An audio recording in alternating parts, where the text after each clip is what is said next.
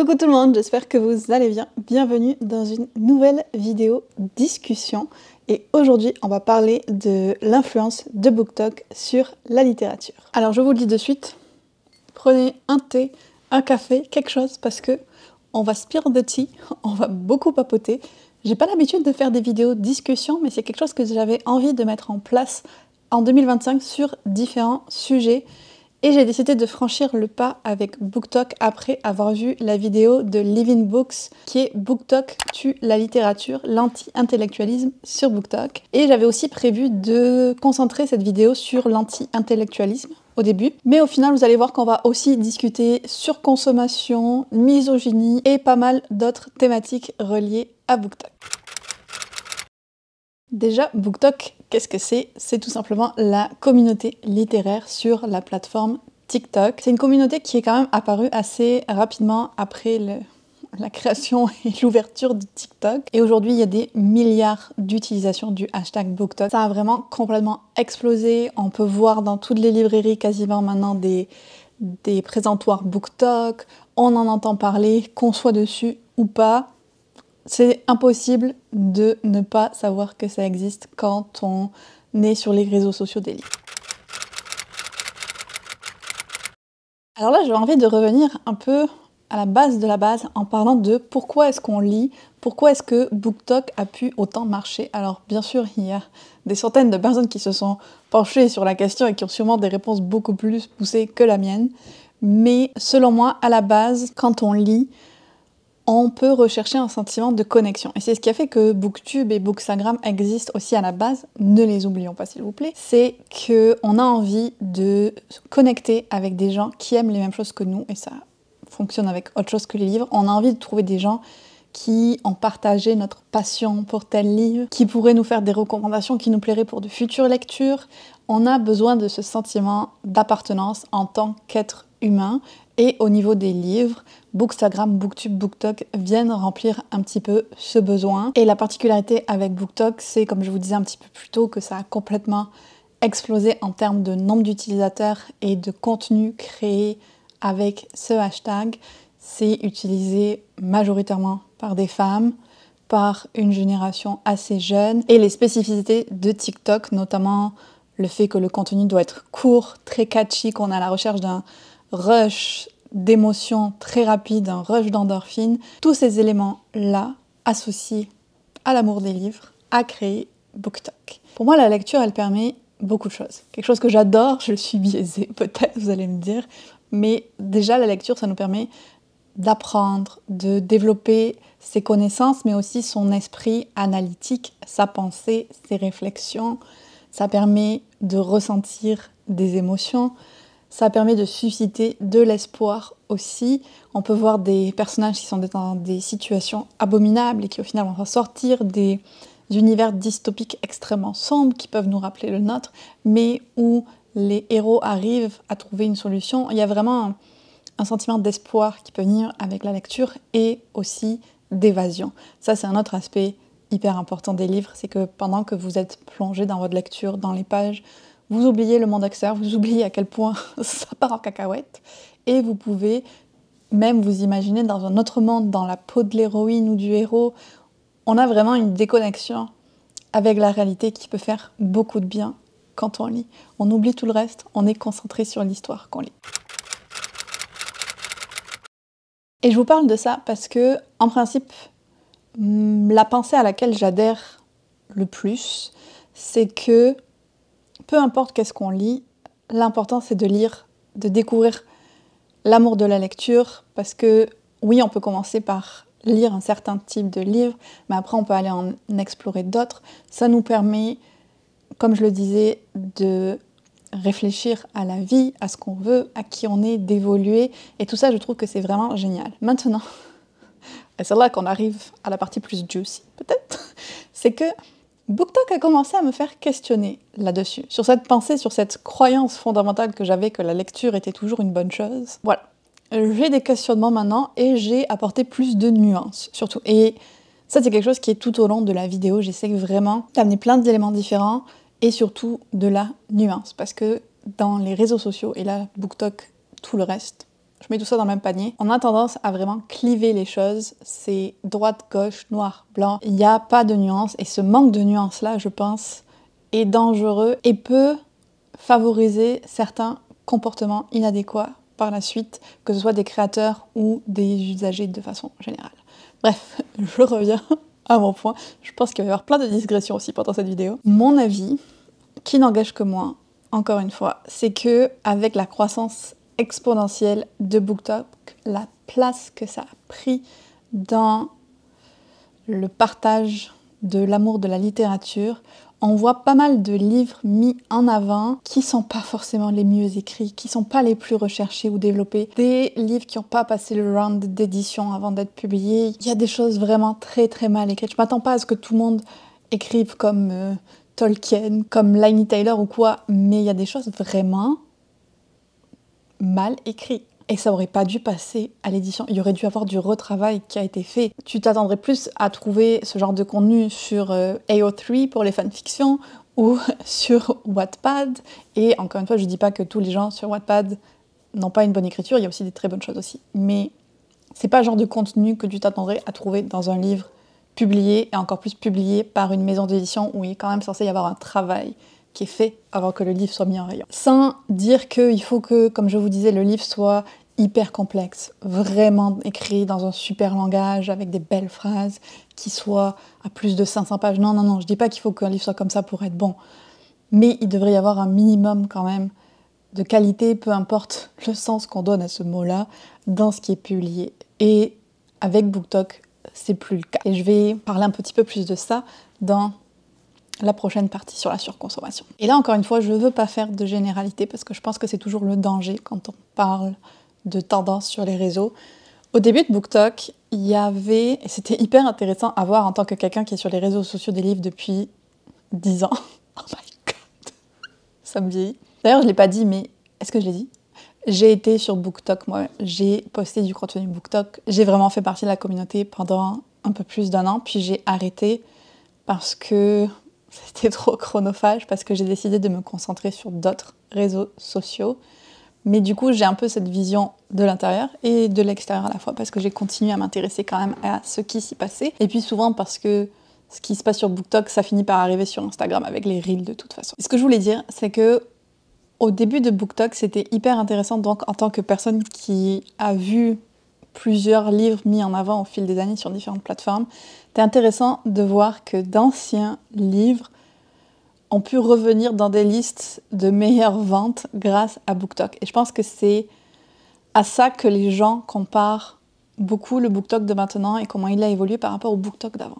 Même si le BookTok d'avant était aussi critique. Et là, je vous parle de livres comme Le Chant d'Achille de Madeline Miller, qui est quand même sorti en 2011 et qui a explosé sur BookTok il y a quelques années.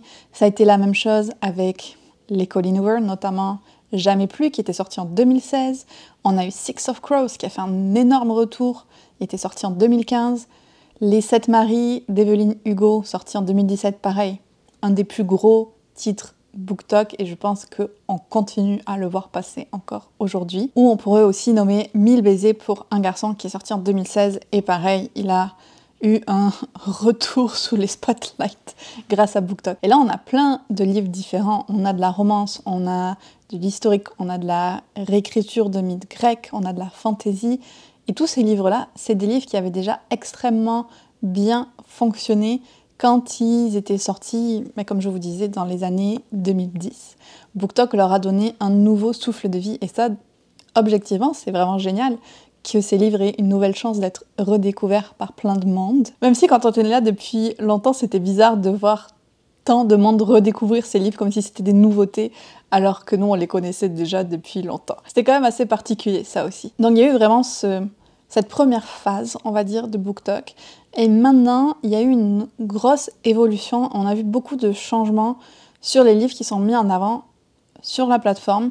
Et je pense qu'on est dans une phase où c'est un peu comme la boule de neige a commencé à dévaler la pente et elle va continuer à le faire. Et maintenant, on est dans un espèce de cercle vicieux, vertueux, vous l'appelez comme vous voulez, mais en tout cas qui s'auto-entretient dans le type de livre qui est mis en avant sur BookTok. Et je suis pas sûre que ça va nécessairement changer. Ce qui nous amène au deuxième point de ma vidéo qui est la surconsommation des livres sur BookTok. Alors là aussi, ça pourrait être un sujet en tant que tel et je vais juste en aborder certains aspects, mais ça me paraissait important pour la vision globale un petit peu de cette communauté-là. Souvent, les livres qui sont mis en avant sur BookTok, ça va être des livres avec un rythme rapide, où il y a peu de descriptions, où l'action s'enchaîne, les relations vont vite. On veut vraiment de la gratification instantanée, de la simplicité, et j'irais même jusqu'à dire de pas forcément fournir d'efforts de pensée. C'est vraiment ce côté, on veut le rush, on veut les émotions, on veut pouvoir le lire vite, et puis hop, vite passer à autre chose. Tout comme le contenu qui est consommé sur TikTok de façon générale. Donc, c'est une mise en avant de livres qui correspondent au fonctionnement de la plateforme en même temps. Ça fait quelques temps maintenant que les genres les plus mis en avant sur BookTok, c'est la romance, la romantaisie et en sous-catégorie de ces deux-là, la dark romance. Et alors là, il ne faut pas me lancer sur la dark romance parce que je pourrais en parler pendant des heures et j'ai beaucoup de choses à dire là-dessus. On a vu par exemple l'an dernier une grosse tendance pour les romances autour du hockey. Genre, il y en avait partout, et il y en a encore aujourd'hui partout. Je ne sais pas quel est le poids d'origine de ça, mais ça a vraiment parasité toutes les romances BookTok. Tout le monde faisait sa romance hockey, et même encore, quand j'allais en rayon en librairie, il y avait des pans entiers de rayonnage où c'était que des romances sur le hockey. Et là, je fais une autre petite aparté. Selon le NPD Bookscan, la romance, c'est le genre qui s'est le plus vendu en 2022. Suite à la pandémie, il y a eu une explosion des livres romances qui se vendaient, qui se publiaient. Il y a une grosse augmentation. Et ça se voit très clairement en librairie. Quand je vais au Indigo, qui est là où j'achète pas mal de livres, j'ai pu voir leur agencement des rayonnages qui variait à travers le temps. Et maintenant, toute la partie où il y avait les romans young adult a été déplacée et remplacée par des rayons et des rayons et des rayons de romance. Alors qu'avant, c'était un seul fond de magasin, un seul pan de mur qui était couvert de romance. Maintenant, il y a plusieurs rayons. Et en même temps, j'ai envie de dire, c'est pas surprenant que dans le contexte actuel, la romance ait pris un énorme essor. Les romances, tu sais que ça finit bien, tu peux te reconnaître dans les personnages, vivre les émotions qu'ils vivent et vraiment passer un super bon moment à t'imaginer un peu vivre cette histoire d'amour qui va bien finir, ou même vivre dans ta tête tes fantaisies spicy. La romance, c'est vraiment une lecture sans danger, dans le sens où tu sais que les deux personnages ils vont finir ensemble à la fin. Donc tu peux passer par toutes les émotions, même les émotions difficiles, en sachant que ça finit bien.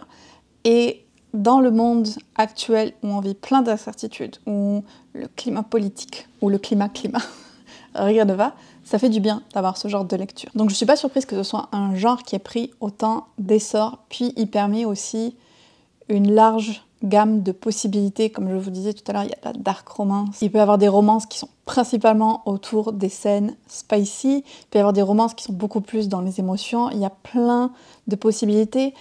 La romance permet aussi d'écrire des livres peut-être moins complexes. On est dans notre monde. Il n'y a pas d'univers à expliquer. Il n'y a pas forcément de système de magie. Donc on peut aller directement straight to the point et à la relation entre les personnages. Ça, je pense que c'est quelque chose qui plaît aussi beaucoup, cette simplicité dans la lecture. Encore plus sur BookTok, où comme je vous le disais plus tôt, on cherche des livres qui vont se lire rapidement et pas prise de tête. Donc de ces anciens livres qui ont refait surface à maintenant les extrêmes de la romance qu'on voit, parce que je dis ça parce que il y a la dark romance, il y a les romances avec les tabous. C'est pas les petits papillons dans le ventre, le soleil qui brille comme type de romance. Non, on va dans des romances assez intenses et problématiques souvent, qui sont mises en avant sur BookTok. Et encore une fois, c'est pas tant la thématique, le fait que ce soit de la romance qui me pose problème, parce que moi j'en lis des romances. Je vais même lire des romances aliens, des romances what the fuck avec des monstres et tout ça, parce que c'est hyper distrayant. C'est pas vrai que je lis que du Sanderson, que de la fantasy,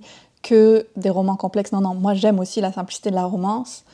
Les Olivia Dade, les Ali Hazelwood, les Emily Henry, et encore plus mes romances what the fuck. Je vais vraiment lire un peu de tout et c'est très fun et la lecture n'a pas à être compliquée. On peut juste vouloir passer un bon moment.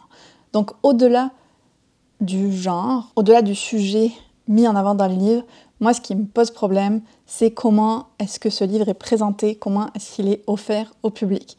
Parce qu'on retrouve des livres qui sont vraiment très bofs. Et là, Je suis désolée, j'essaye vraiment de respecter qu'on n'a pas tous les mêmes goûts, mais objectivement, ça va pas. C'est pas des bons livres et qui sont encensés, qui sont mis en avant comme étant merveilleux, la meilleure lecture de tous les temps et tout ça. Et les livres qui ont plus de construction et qui sont un peu plus complexes, eux, sont vus comme ennuyeux, trop longs à lire. C'est là qu'on va toucher à l'anti-intellectualisme dont je vais vous parler un petit peu plus tard. Mon plus gros problème avec BookTok, c'est la surconsommation du livre. Parce que pourquoi faire un effort dans l'écriture? Pourquoi essayer d'écrire des phrases juste correctes? Pourquoi faire un effort dans l'édition, travailler les coquilles, conseiller un auteur ou une autrice sur des modifications de texte, quand le livre pourrait être publié quand même de toute façon et avoir un énorme succès? Et là, je vais dire un titre, et je sais que je vais me faire démolir dans les commentaires. Mais c'est pas grave, je vais le dire quand même. Je pense notamment à Captive. Et c'est qu'un exemple parmi 10 000 autres de livres qui vraiment n'auraient pas dû être publiés. Tu veux le mettre sur Wattpad, tu l'écris comme ça pour avoir du fun, ok. Mais de publier un livre comme ça et qu'il ait autant de succès, ça m'effare, ça m'effraie, ça me tue. Je ne comprends pas. L'intrigue du livre, déjà, gros problème. L'écriture, catastrophique. Qu'est-ce qu'on peut trouver à ce livre? C'est vraiment la question que je me pose. Il y a des gens qui l'aiment, tant mieux, régalez-vous avec ce livre.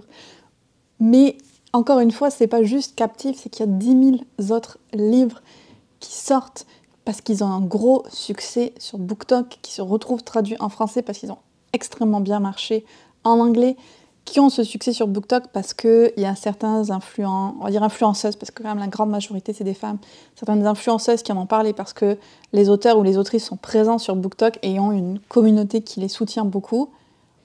Et en fait maintenant ça suffit aux maisons d'édition pour sortir un livre sans se poser plus de questions sur la qualité du contenu. Et encore une fois, je parle pas de qualité en mode ça doit être quelque chose de très complexe, du Proust, quelque chose comme ça. Non, non, non, je parle juste de quelque chose qui est au minimum correct. Ils s'en foutent maintenant parce que ça va faire de l'argent quand même, ça coûte moins cher en plus de juste sortir ça comme ça. Ça va être mis en avant sur BookTok parce que ça correspond à cette idée de livres qu'on va consommer rapidement, qui permettent de pas se casser la tête et hop, on passe au suivant, qui te font vibrer avec les personnages, oui, mais parce qu'il n'y a que ça. Et c'est fait d'une façon quand même assez excessive même. Ils ont rien à perdre à continuer à proposer ces titres parce que ça marche. Ça marche sur BookTok. Et moi, c'est là que j'ai un problème. C'est vraiment ça qui me dérange, honnêtement, avec BookTok. On va essayer de suivre la hype du moment. Ah, ok, ce type de romance-là, ça marche super bien en ce moment. On va essayer de trouver des auteurs, des autrices qui ont écrit ça. On va les sortir vite fait, on va vraiment profiter de la hype pour maximiser les ventes.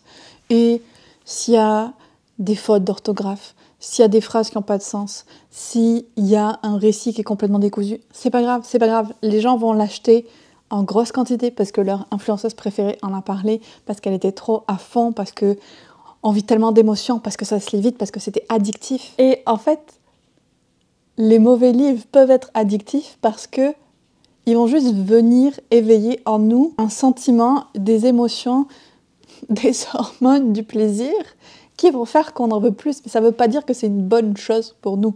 Je pense notamment à Zodiac Academy. I finished Zodiac Academy last night, The Awakening, the first book. I have so many questions. First of all, 5 fucking stars.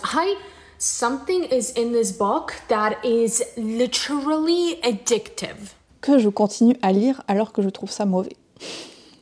Je suis moi-même victime de tout ça. Je les ai tentés... Est-ce que je les ai tentés dans un vlog romance what the fuck ou un vlog je lis les livres BookTok? Je sais plus. Mais dès le premier livre, je me suis rendu compte que l'écriture, ça passe. L'écriture, ça passe. L'intrigue me pose un peu plus problème avec le bully romance. La façon dont les autrices étalent leur action pour écrire un maximum de livres me pose encore plus problème. Mais c'est pas des livres exceptionnels, c'est pas des livres hyper bons et c'est pas des livres vers lesquels je devrais nécessairement me tourner quand j'ai envie de lire. Parce que le plaisir de lecture, oui, il est là pendant que je lis parce qu'il y a ce côté addictif où tu veux savoir qu'est-ce qui va se passer, tu tournes la page, tu veux savoir. Mais la qualité du plaisir est-elle là? Non. Et c'est ça, en fait. Je vais le dire comme ça, je trouve que les livres BookTok proposent un type de plaisir de lecture qui est cheap. Et c'est possible que ça vous convienne et c'est possible que ce soit ce que vous recherchez. Mais moi, je trouve ça dommage que ce soit ce type de plaisir de lecture-là qui soit mis en avant. Et j'en ai testé plusieurs livres BookTok, plusieurs romances, plusieurs romantaisies.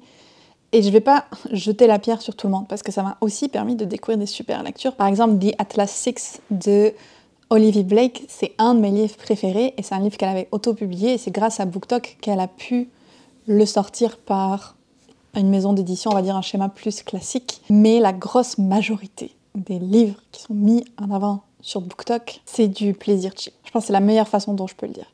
J'ai notamment lu l'an dernier des romantaisies BookTok, pareil, qui avait eu un succès extrême sur la plateforme. Et je veux dire, c'était pas forcément à jeter à la poubelle. Je pense que je leur ai mis un 3 sur 5, par exemple, parce qu'il y a une bonne base. Et ça me faisait de la peine, même pour les autrices, de me dire, si vous aviez eu un vrai travail d'édition fait sur votre livre, si vous aviez eu des conseils d'un éditeur et des changements par rapport à peut-être la première histoire écrite, plutôt que de vouloir le publier vite, ça aurait pu être un livre encore meilleur. Donc je trouve ça vraiment dommage pour les auteurs et les autrices.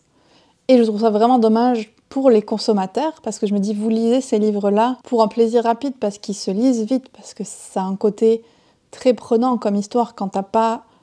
Tu peux mettre ton cerveau en pause pas mal. Et du coup, vous passez à côté d'autres romantaisies, si on reste dans le même genre par exemple, qui vont peut-être aller creuser un petit peu plus les choses, qui vont peut-être proposer certains éléments plus de réflexion, qui vont peut-être avoir des scènes spicy extrêmement intenses aussi, mais qui ont ce petit truc en plus, juste parce que voilà, on a voulu une lecture vraiment simple. Et encore une fois, on a le droit de vouloir des lectures simples. Mais de voir qu'il n'y a que ça qui est mis en avant, c'est plus ça qui me pose problème. Est-ce que je pense qu'on a le droit d'aimer tous ces livres ? Mais oui, bien sûr, on a le droit.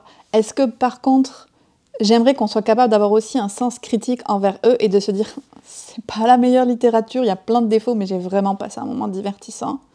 Plutôt que de dire, waouh, best book ever, ce livre est incroyable. Parce que c'est ça qu'on voit sur BookTok. Et on voit ça aussi... C'est marketing, nécessairement, c'est marketing, que ce soit pour les maisons d'édition, pour les auteurs, ou pour les influenceurs qui veulent avoir des vues sur leur contenu. Mais c'est ça, en même temps, je comprends que ça fait partie du jeu. On est sur TikTok, la consommation de vidéos est extrêmement rapide, on a 1 seconde pour capter l'attention des gens. Donc oui, le contenu absolu, genre, ce livre, vous allez le lire en 1 nuit parce qu'il est tellement génial, ça marche plus que de dire, j'ai lu ce livre-là, il y avait des éléments intéressants, mais par contre, ça aurait pu être travaillé.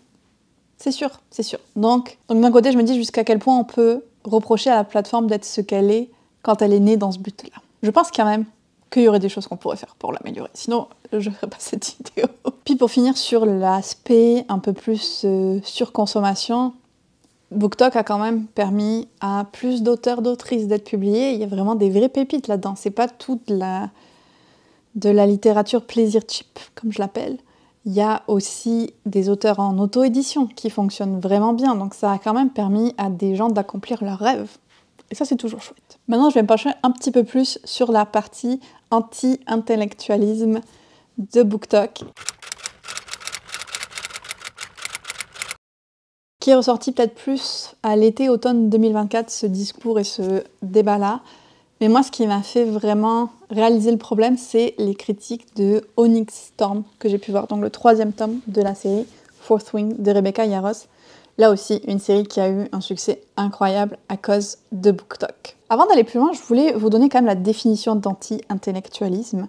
C'est une attitude ou une doctrine philosophique consistant à montrer de l'hostilité et de la méfiance vis-à-vis de l'intelligence des intellectuels et de l'intellectualisme en général, habituellement dirigé contre l'éducation, le système universitaire, les élites intellectuelles et scientifiques. Dans la définition de Wikipédia, je ne suis pas allée chercher très loin, et déjà je trouve que le mot anti-intellectualisme, du coup, pour parler de ce qui se passe sur BookTok par rapport au livre un peu plus complexe, on va dire, n'est pas forcément le terme le plus adéquat, mais on va y aller avec ça. Et je vais vous lire un extrait d'un article de The John Hopkins Newsletter, How Can Reading Make You Dumber? BookTok makes that possible. Je lis l'extrait. These low-level, easy-to-read, oftentimes young adult romance mad novels are not inherently bad for people. However, when the majority of the trending books on BookTok are able to be boiled down into 3 tropes, have black and white plots and characters with no nuance, And when their main pull is that they require little to no analytical thinking, it becomes a problem. It may lead potential readers to believe that that's all there is to reading and prevent them from venturing into literature that is deemed too difficult or boring. Petite traduction grosso modo si vous ne comprenez pas l'anglais. Ces livres qui sont souvent des romances young adult ou des livres de smut sont des livres d'entrée de gamme, faciles à lire, pas nécessairement mauvais pour les gens, mais quand c'est la majorité des livres qui sont dans les tendances BookTok, qui peuvent se réduire à 3 tropes, qui ont des intrigues en noir et blanc, qui ont des personnages sans nuances, et quand leur principal attrait est qu'ils ne demandent quasiment aucune pensée analytique, ça devient un problème. Ça peut amener des lecteurs potentiels à croire que c'est tout ce qu'on peut trouver dans la lecture et les empêcher de s'aventurer dans une littérature qu'ils jugeraient trop difficile ou ennuyeuse. Je dis pas que je suis 100% d'accord avec cette citation-là. Je dis qu'elle amène beaucoup d'éléments intéressants. Et pour en revenir à Onyx Storm, j'ai vu des critiques de gens qui disaient qu'il y avait trop de personnages, que l'univers était trop complexe, on ne comprenait rien. Puis de façon plus générale, certains booktokers qui disaient qu'il y avait, je crois que c'était Six of Crows, qu'il y avait trop de mots, que c'était trop long, que les pages étaient trop pleines. Why the f is this book? First of all, the writing is so tiny. Second of all, why are the pages so filled with so many words? Like, what the f?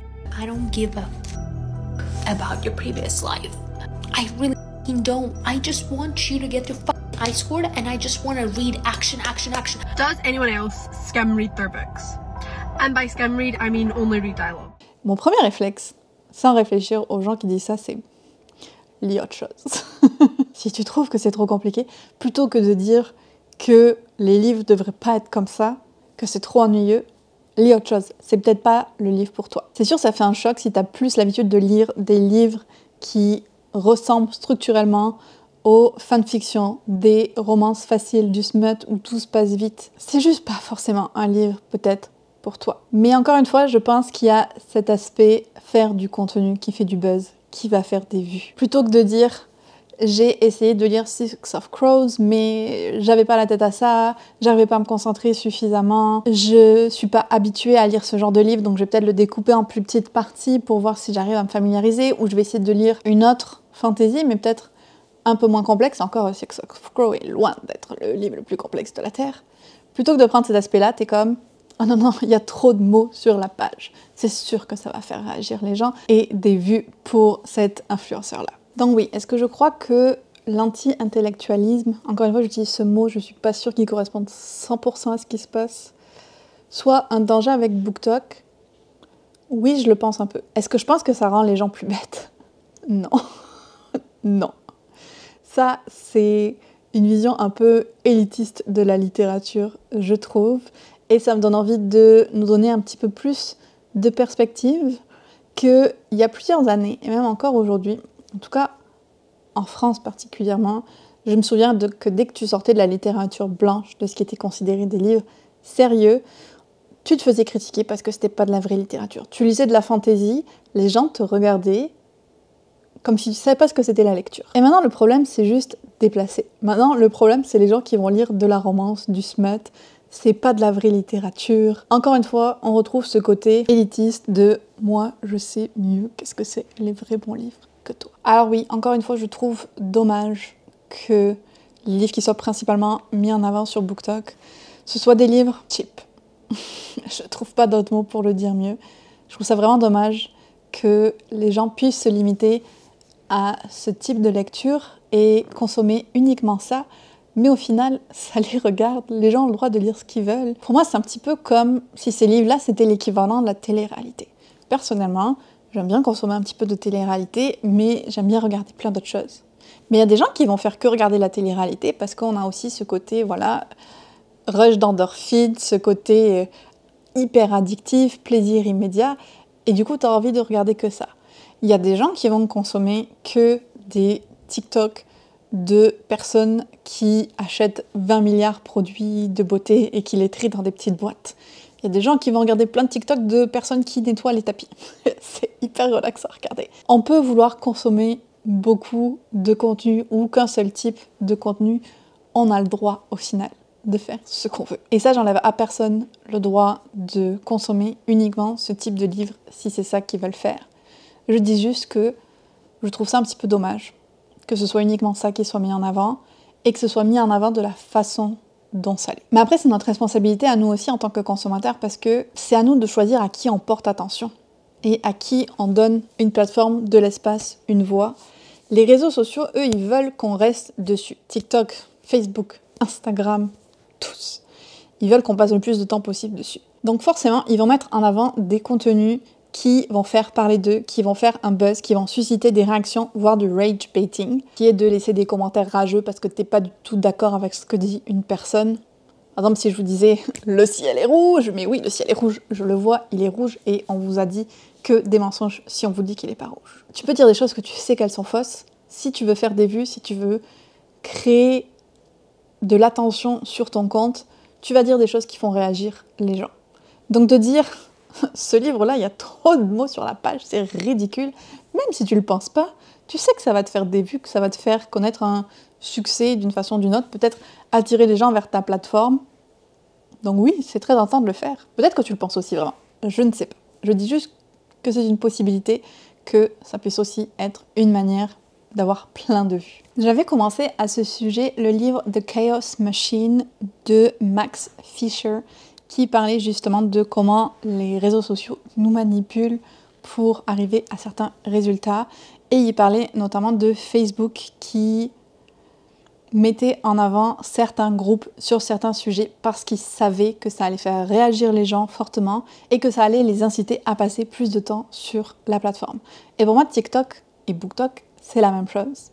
Ils vont essayer de nous faire rester aussi longtemps que possible. Et c'est facile de se perdre, d'oublier les heures qui passent quand on est sur TikTok. C'est le but. Et donc, c'est pas étonnant que le genre de contenu qui est propagé et qui est partagé le plus, c'est du contenu qui va vous faire réagir en bien ou en mal, qui va vous donner envie de commenter et qui donc va vous faire passer plus de temps sur la plateforme.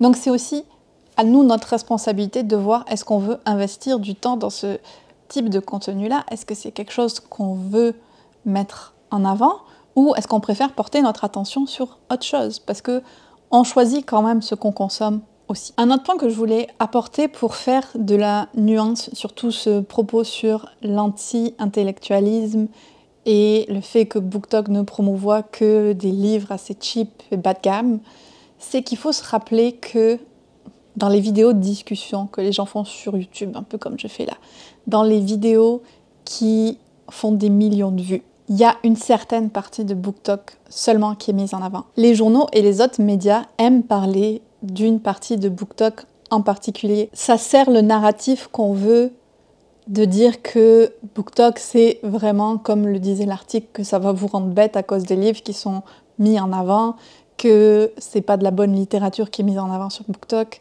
Et même moi, j'en ai parlé dans cette vidéo beaucoup de cet aspect-là, parce que c'est celui dont on parle. Mais il y a aussi plein d'autres personnes et plein d'autres types de contenus sur BookTok. Il y a plein de choses qu'on peut trouver. Il y a des gens qui se spécialisent dans l'horreur.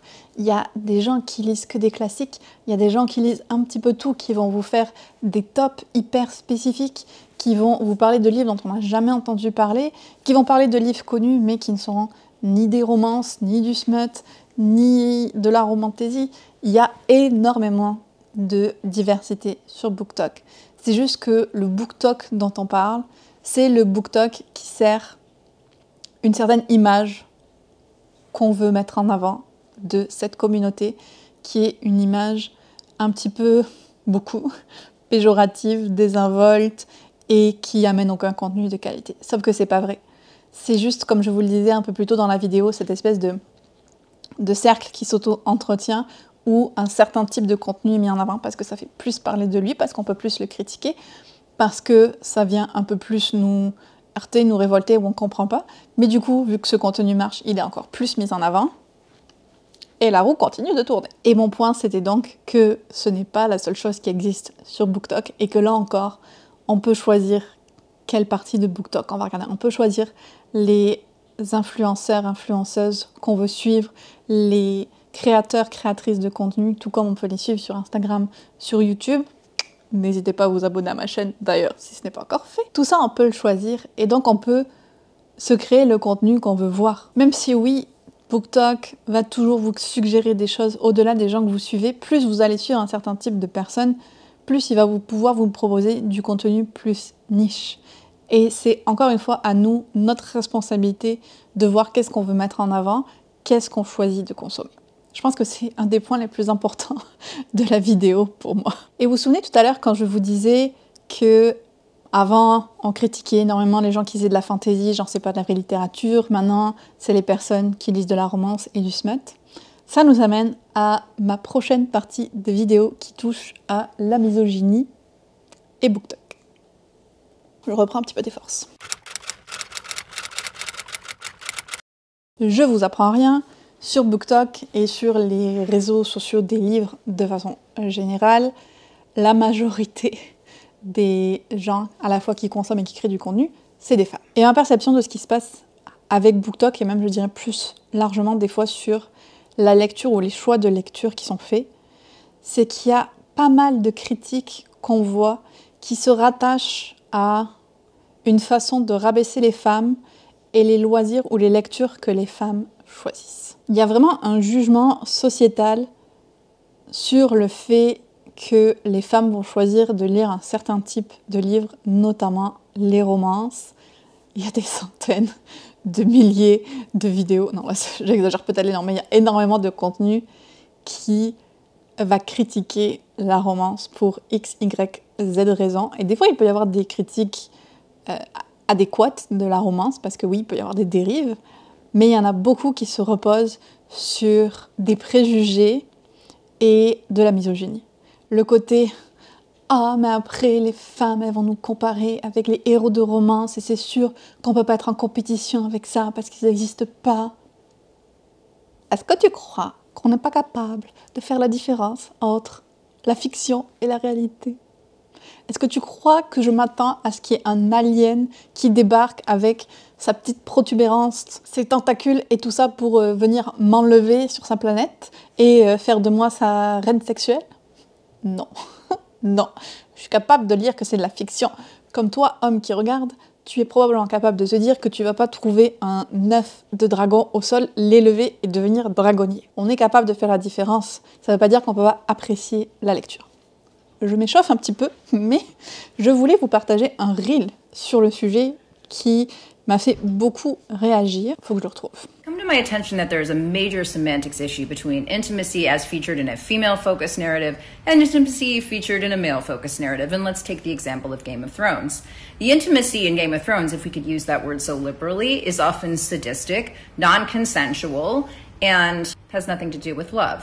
Now let's take a romantic fantasy novel, the primary example, A Court of Thorns and Roses. The intimacy is not only love-based, but often between fated or mated pairs of people who are destined for each other. It is not only consensual, but it is emphasized how consensual it is, with the parties repeatedly asking each other if they are, in fact, ready to engage in these acts. And it probably has more to do with the storyline than, for example, in Game of Thrones, when we have Joffrey showing how sadistic he is through his intimacy. I have a lot of friends who started on this romantic fantasy journey, and I could take the blame for some of it, and also my friend Diana, who got me into it. Hey, Diana. But for those of you who are out there in the wild defending yourself, you are now armed with this phrase. If someone makes fun of you for reading a romantic fantasy novel, first of all, why would you want that person in your life? But if they're non-negotiable, like a parent or a spouse from whom you don't necessarily plan to get divorced anytime soon, you might greet them with this phrase. The only difference between my book and Game of Thrones is misogyny-based semantics.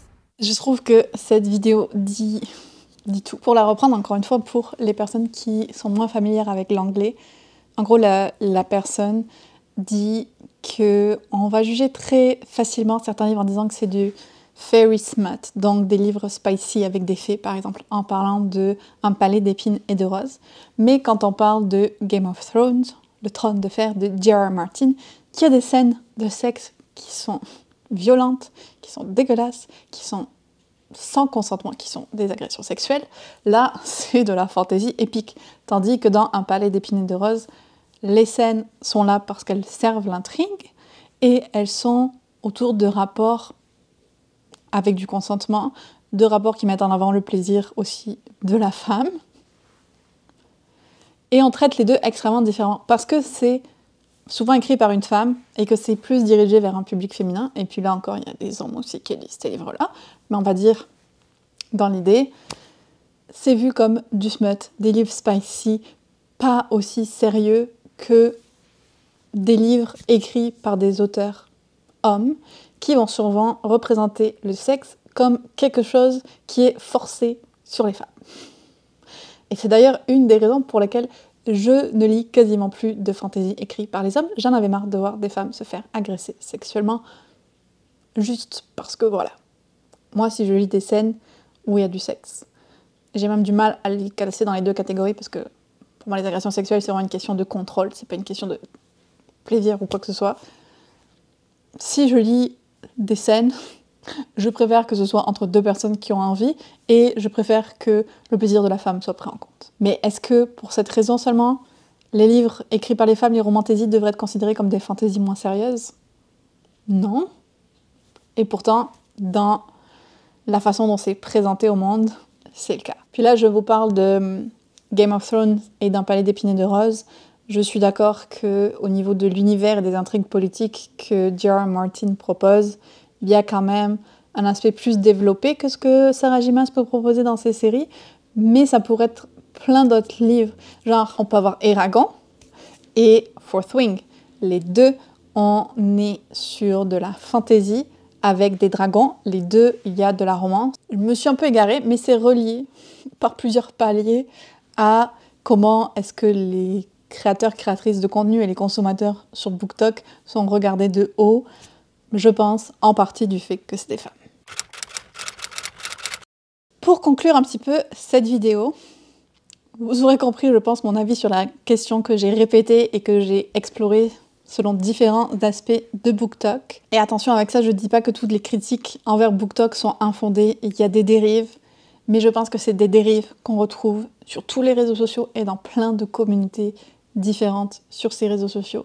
C'est pas forcément juste BookTok, c'est la façon dont fonctionne TikTok, c'est la façon dont fonctionnent les réseaux sociaux de façon générale. Moi-même, j'ai fait des critiques de BookTok et je pense qu'il y a des éléments problématiques dans BookTok. Mais je vous invite fortement à utiliser votre propre sens de la réflexion pour vous faire votre idée là-dessus, à regarder d'autres vidéos qui en discutent, à vous demander est-ce que tel élément ou telle critique de BookTok est valide?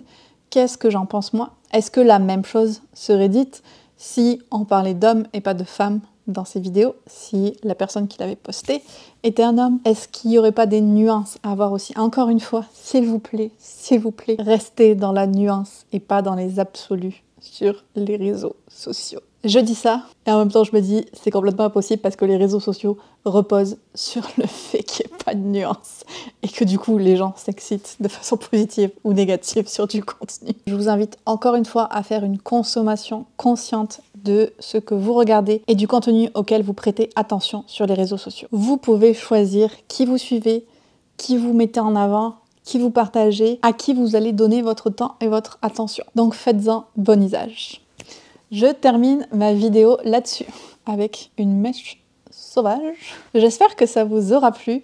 Comme je l'ai déjà dit, j'ai pas l'habitude de faire ce genre de vidéo, mais je trouve ça très intéressant. C'est vraiment pour discuter, pour en débattre. On n'est pas obligé d'avoir tous la même opinion là-dessus. Moi, je vous ai partagé la mienne, qui repose sur ce que j'ai observé personnellement, sur d'autres articles ou vidéos que j'ai lus, et je vous en mettrai pas mal dans la description aussi si vous voulez continuer votre recherche sur le sujet, si c'est quelque chose qui vous intéresse. Donc on n'est pas obligé d'être tous d'accord, mais on peut respecter les opinions des autres. Et la nuance. On n'oublie pas ça. J'espère en tout cas que cette vidéo vous aura plu. N'hésitez pas à me dire si vous aimeriez que j'en fasse d'autres de ce type de vidéos de discussion. J'avais pensé notamment à parler plus de la dark romance, même si je pense que je vais me faire aïe si j'en parle. J'avais pensé aussi à la tropification, donc au fait d'associer des tropes à tous les livres, vous savez, comme Enemies to Lovers, Grumpy Sunshine, vraiment de réduire les livres dans leur présentation à ces grosses thématiques-là. Je pense que ce serait hyper intéressant à discuter aussi. J'avais pensé à parler des services presse. Il y a vraiment plein de thèmes possibles que je peux aborder, donc dites-moi si c'est quelque chose qui vous intéresserait dans les commentaires, si vous avez des thèmes que vous aimeriez qu'on aborde ensemble.